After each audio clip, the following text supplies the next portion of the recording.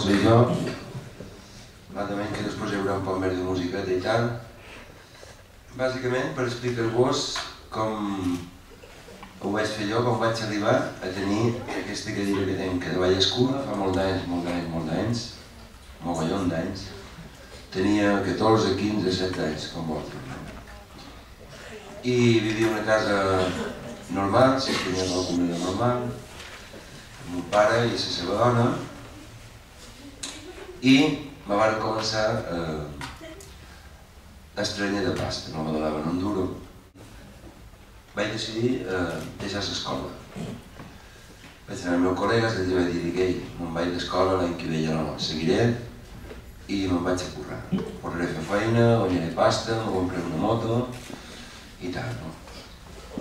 Els meus amics me menjaven el coco a tope perquè no he deixat l'escola, no els vaig fer ni cas i vaig deixar l'escola. Vaig començar a currar i la meva obsessió, el que em feia més ganes en aquells moments, era tenir una moto. 20 de març de l'any 1974, que jo complia 16 anys, i en aquell temps, fins als 16 anys, no te podien donar el permís per conduir ni un ciclomotor ni res. Llavors, jo dia 20 complia i dia 21 estava baix, en el meu permís aquell que te donen sense fer cap examen ni res, i la meva motito allà andava.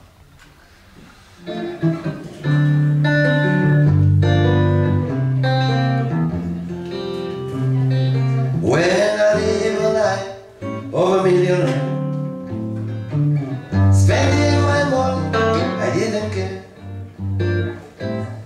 Took all my friends out for a good time.